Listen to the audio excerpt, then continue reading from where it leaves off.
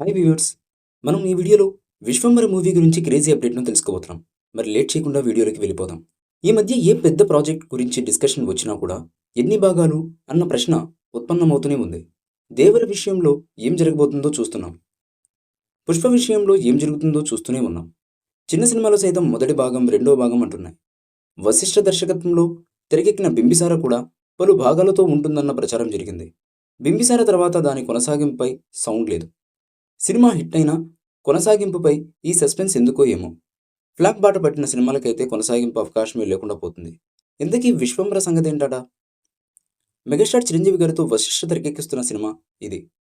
త్రిష సహా ఓ నలుగురైదుగురు అందాల భామలు ఈ సినిమాలో నటించబోతున్నారన్న విషయం అందరికీ తెలిసిందే. Cinema shooting already ప్రారంభమైపోయింది.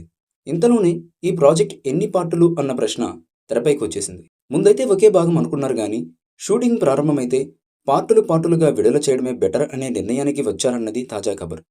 చిరంజీవి గారు కూడా దర్శకుడి ఆలోచనకి ఓకే చెప్పారని తెలుస్తుంది. 'విశ్వంబర' వెండితెరపై ఓ అద్భుతం అవుతుందని, చిరంజీవి గారి కెరీర్లోని వెరీ స్పెషల్ మూవీ అయిన 'అంజీ' తరహాలో విజువల్ ఎఫెక్ట్స్ ఉంటాయని అంటున్నారు.